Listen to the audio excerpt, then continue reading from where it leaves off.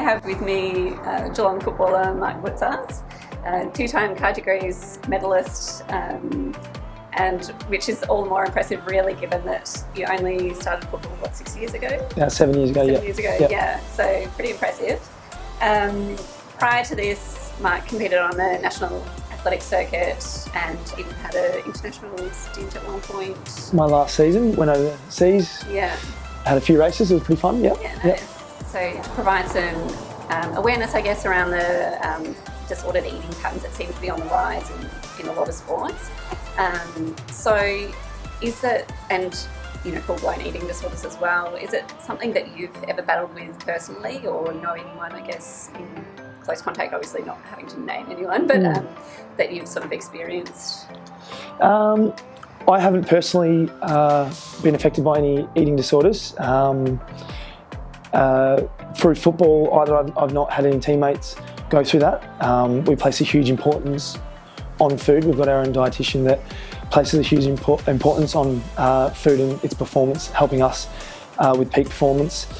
I saw it a little bit in athletics when I was involved with that. A few of the distance runners I did, and it's mainly just seeing that, it might be that they're looking very drawn, very skinny, and they might be going through that, whether that's the stress of actually performing and doing the high Ks, or actually the stresses of trying to compete at that elite level. I think it's fortunate enough, I grew up with obviously a good education from my parents about the importance of eating, and my coaches that I had through my athletics career, now football too, are really supportive of me as an individual person and an athlete. So there's no pressure on me to look a certain way. There's no pressure on me to, I suppose, not eat the foods I don't want to. Yeah, awesome. Yeah, it is something that obviously affects a lot of women, but I think it's valuable to have your insight because there are some men, unfortunately, that do also have battles as well. So it's certainly good to have that chat. I think it definitely is. I think it starts at the top too. There's coaches out there that want athletes at a certain playing weight, running weight, whatever it might be. My opinion is you're working hard, you're eating relatively healthy and you're working hard, you're running 100, 150 plus Ks when you're training for a middle distance event, that weekly you're doing that, or with our games pre-season we'll be knocking over 50, 60K of football work, and then in games we're running anywhere from 15 to 18K. So we're burning the energy. It's important to actually get the fuel back in. Absolutely. And I think educated coaches to promote that is something really important. Yeah, definitely. Yeah. Now, I do remember back when you were a runner, and here we go. Yeah. There was a race in Perth, I think, that you were doing on the national series, and I remember you tried prawns for the first time ever the night before one of these big races, and you were just totally blasé about it, and possibly even read a PB that next day. Has that real sort of laid-back attitude towards food? Because a lot of people are quite cautious on what they eat sort of pre any big match or big race. Has that carefree attitude shaped your sort of behaviour around food, do you think? I remember the race you're talking about. Yes and no, it has. So I did try prawns before that race and ran my PB. It still stands today in the 1500.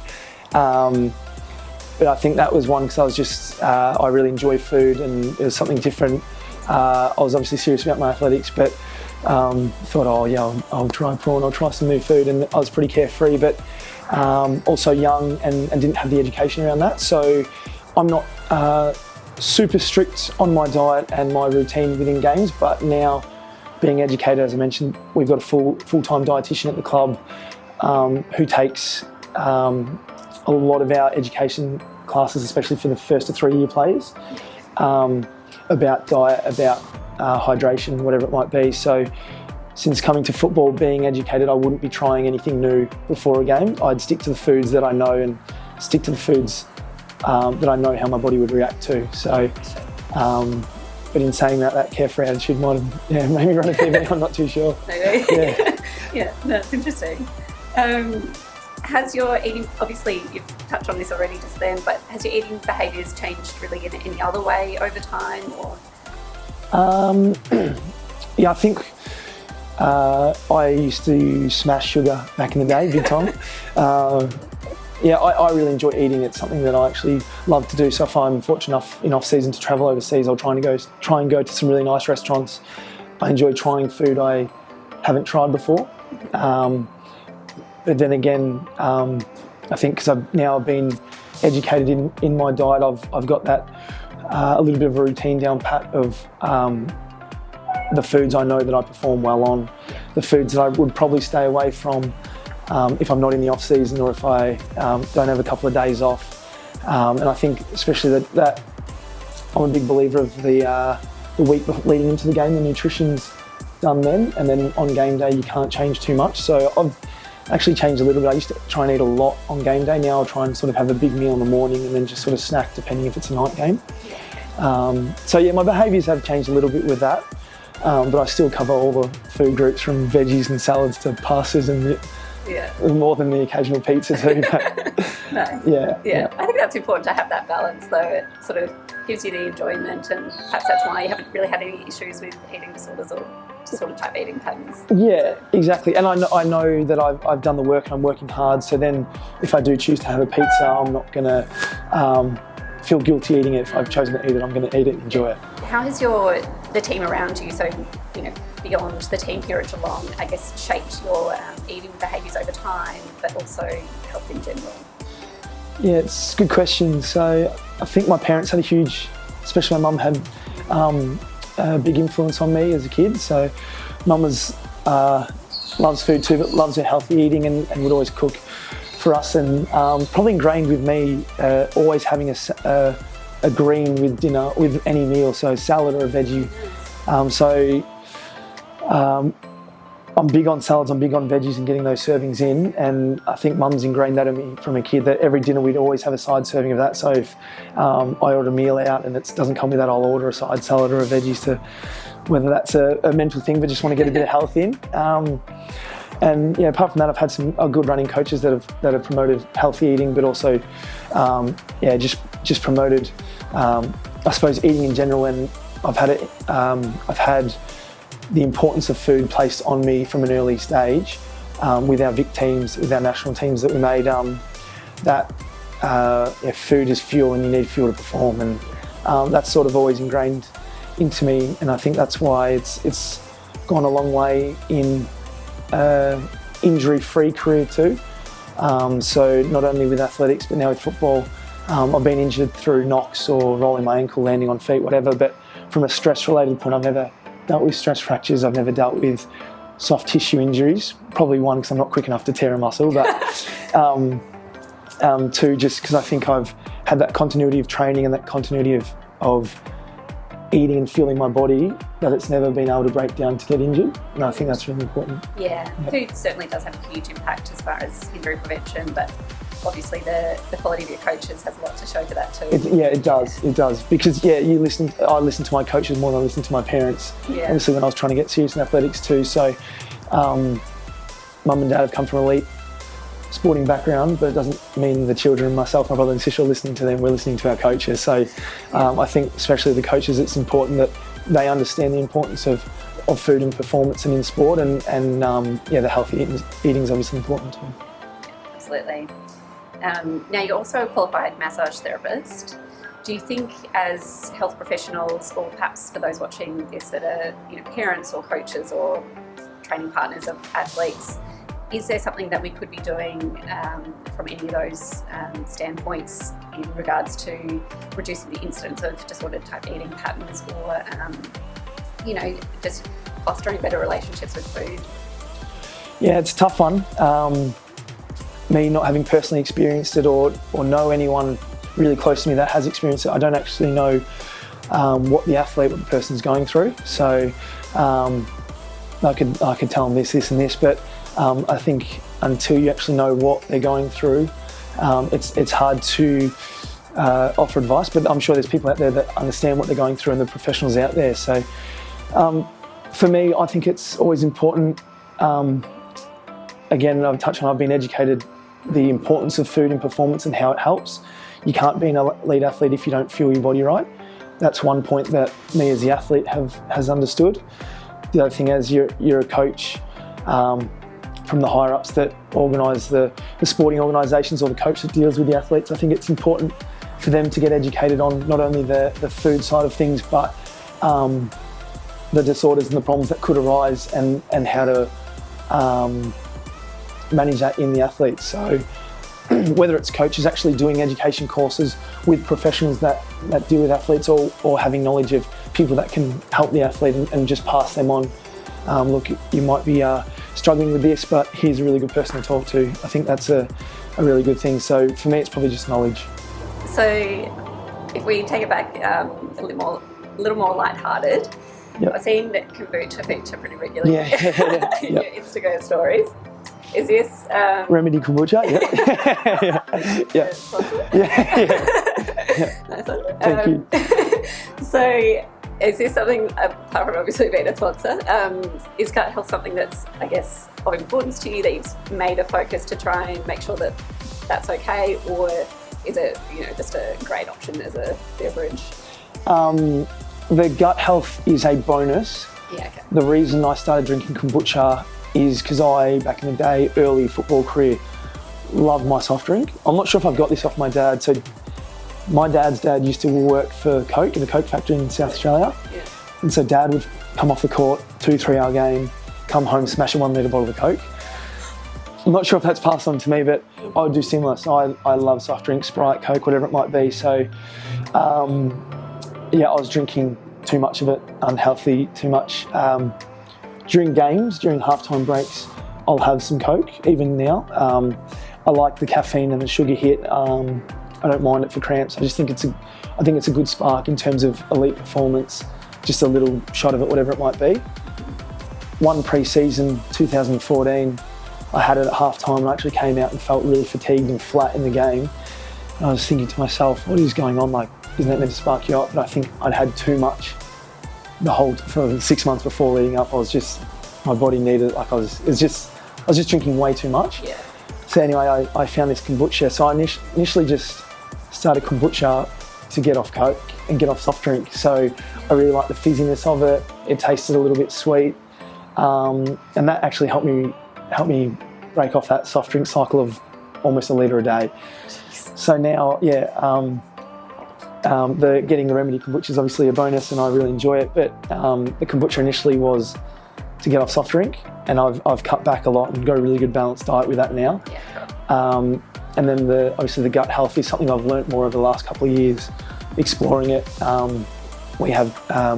We take green powder at the club too for some super immune hits and to help with the gut health and probiotics. So that's obviously a bonus, but initially it was to get off soft drink. Yeah, interesting. Yeah. Something different. Yeah.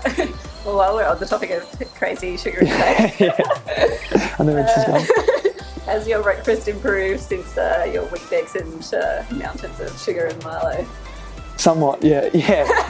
Yeah, I can't believe that. Yeah, I was putting tablespoons of Milo and sugar on Weet-Bix, so it has. I still like the Weet-Bix, so I always have the Weet-Bix and milk for brekkie, but instead of sugar and Milo, it's probably replaced with strawberries and bananas, which is good. I'm big on hydration too, so I'll make sure I'm drinking lots of water, especially for brekkie when I wake up, and then a coffee too. But the added sugar to cereal is gone, that's for sure. Good. Yeah. But again, that's just an uneducated thing that I didn't realise. And and perhaps a show of the times too. I mean, it really wasn't that long ago that we did think sugar wasn't that bad, really. Exactly, yeah. So, this had only been about 8 years ago. So, I've got off the addiction of sugar somewhat, which is good. Yeah. Yeah, nice. Now, you've touched on briefly that you take a green powder as well. Are there any supplements apart from that you would take, I guess, whether it be health purposes or performance purposes? We're big on giving the players access to supplements, to vitamins, minerals, whatever it might be, to help with performance. So for me, especially in these colder months, and when my skin folds are coming down, I try and have my skinnies around 40. We get our skin folds done once a month and once every 2 weeks. And if I'm 35, 36, I'm a bit low and probably my immune system's down. So with the immune packs, we're getting zinc, we're getting vitamin C, we're getting probiotic. We've got access to the green powder, which doesn't taste that great, but it's obviously very healthy for you, just helps with your immune system. All probably things to prevent getting sick. Yeah. We get access to magnesium tablets too, which is great, leading into games. And then obviously with the protein as well, so coming off the track, pre and post gym sessions, access to protein for breaking down muscle fibres to help replenish whatever it might be. So we do have all that access to it. And then again, the coaches and the dietitians are big on educating the players and then letting the players make their own decisions, because we're all individual athletes. So one thing might not be great for another person and so forth. So I've got a little routine down pat with that, which hopefully keeps me healthy, especially during those winter months. Yeah, it's really good that they do that individualised approach, because I think that's often forgotten about in sport. A lot of young athletes in particular will look up to people such as yourself and try and adopt the same principles, but what works for you might not necessarily work for the next person. Oh, exactly. It's so individual. Everyone's diet's crazy to think that if this diet's working for one person, you see them and be like, oh, that diet will work for me, because it won't. Everyone's so individual. So yeah, it is very individual to the person. There's a test that our dietitian got us to do, just a resting metabolic test. We went in to Deakin Uni for 10 minutes and tested how many calories, which we can turn to kilojoules, how many kilojoules we're burning a day at rest, and the percentage, what you're burning, carbs to fats ratio. So it worked out to be, I was burning about 70% fats to 30% carbs. So, and quite high. So I can be on this sort of diet, eat a bit more carbs, whatever it might be, and then you think someone like a Patrick Dangerfield probably couldn't go on my diet, because it turns out that he's burning 99% fats to 1% carbs. So carbs just probably don't agree with him, and he burns fats like a madman. So to think that one diet works for another athlete, it could, but it's so individual that getting something that works best for you is probably key to performance, I think. Yeah, absolutely. Now, food-wise, is there a staple dish that you cook at home? I'm not just basic pastas and soups, not too bad. Yeah. Yeah. Yep. I don't mind a carbonara, a minestrone soup's good. Yeah. On the cold months. Yeah. Good old barbecue's all right. Yeah. Always with a salad and veg for sure. Good. So yeah. Nice. Now, pre-game, do you have any little rituals that you've got to sort of, whether it's food-wise or otherwise, that you're going to have to eat or do pretty much? Again, I'm not too strict with my food routine. Whether it's steak, potato and veg the night before or pasta, I'm not too fussed, but I'll just make sure I try and get in probably a big brekkie for playing a night game, of maybe toast with avo, bacon, feta, fresh tomatoes, whatever it might be. Probably my main routine though is the hydration part of it too. So as I said, I think I've fueled for the week leading into the game. So on game day, I'll make sure I have the foods I need, but hydration, I want to make sure I'm hydrated so I'm not cramping in game. Our game goes for 2 hours of on-field stuff with breaks, so it's almost 3 hours of you need to perform and be up there. So probably the hydration is really important for me at the moment. Yeah, nice. What about the post-game? Anything that you have to eat to either, I guess, get over the insane amount of work you've just done, or as far as recovery tool is concerned? We'll always have food waiting for us in the rooms after the game. So we'll always have a chef come in and might be ham and cheese toasties, might be some pastas, whatever it might be, which is good. We got access to protein shakes, so I try and smash a protein shake straight after the game and eat a bit. But we've lost so much salt and we burnt so much, so probably high salt foods straight after, and then especially night games, we don't finish till 10:30, 11 o'clock. By the time you get home, it's 11:30, 12. So if you eat too much, you're probably not sleeping that well. So probably the next day, the next 24 hours is really important from a recovery point of view, that we want to make sure we're eating really well the next day and getting in the recovery. Yeah, good. Yeah, nice. What is the best piece of advice you've ever been given in regards to food performance? best piece of advice I've been given? That's a good question. I don't know, just the education part's good. The advice I give myself is if I'm going to eat something not good for me, I'm going to enjoy it. So enjoy my food. But from a performance point of view, just probably get the balance right, but get something that you know works for you. Yeah. So if it's whatever, pasta, cereal, banana the next morning, whatever it might be, a steak, if you think that works and it does work and it fuels your body, that's good. But probably from a performance point of view, don't fret or stress too much if you don't get that in, because it's not going to affect your performance. You've done the work, you've trained hard, you've eaten well leading into a race, leading into a game, a swim, whatever it might be. So you've got enough to worry about. If the restaurant doesn't have the pasta you want or whatever it might be, don't stress, because it won't affect your performance. Yeah. That's probably one less worry, I think. It's a good one, yeah, because I think so many athletes do focus too much on making sure that every little box is ticked perfectly, but it doesn't have to be that way. No. We've got players at the club do that. We've got a few players that have played good games, so they have to listen to a certain song at a certain time. And it's just crazy. Like, what happens if your iPhone runs out of battery? Is that going to affect your performance? Like, it won't. So I understand there's superstitions and the lucky socks or lucky jocks, whatever it might be, is good, but it's probably more likely to affect their performance if they don't have it because they've got that attachment to it, rather than the fact that they didn't listen to that song. Yeah, correct. But it's all part of the game, I think. Yeah. We're all very different. Yeah, exactly. Yeah. Whatever works, I guess. Yeah. The whole point of this, anyway. Exactly right. Yeah. Now, try not to think about this too much. Yep. But first word that comes to mind: what does food mean to you? Enjoyment. Yeah, nice. Yeah, I love eating. So, it helps with performance, but I associate food with enjoyment, going out to a nice dinner or whatever it is. I love eating, so it's good. It's good. Yeah. Awesome. Yeah. Now, very important question. If you were stranded on a desert island, only 3 foods available, what would you want those 3 foods to be? And we'll assume that you don't have to back it up with a game the next day or something. Perfect. I would have bananas. Yeah. I would have Mum's lasagna, and then I would have a bag of M&M Crispies. Okay. Love it.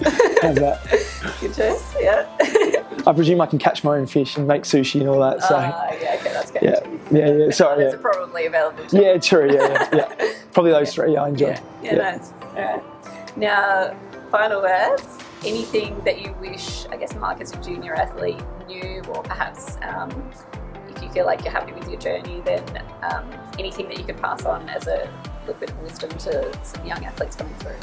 Probably would stay away from the tablespoons of sugars on my cereal. Yeah. But I mean, it was all part of the learning curve, and maybe I wouldn't have got to here if I didn't do that. So, especially a young athlete coming through, just enjoy everything you're doing, from training to competing to eating it. Just enjoy the ride, and then as you get more serious, you'll have access to coaches and other professional athletes that can pass on advice and you can learn from. So the enjoyment's probably one for me from that. And then, again, the other thing is if you find something that helps you perform from a food point of view, so if it is a pasta the night before or whatever, and you've raced well, I think it's good though, stick to it. Yeah, nice. That's good. Yeah. Well, thank you very much. No worries, Lisa. Thanks for having me. No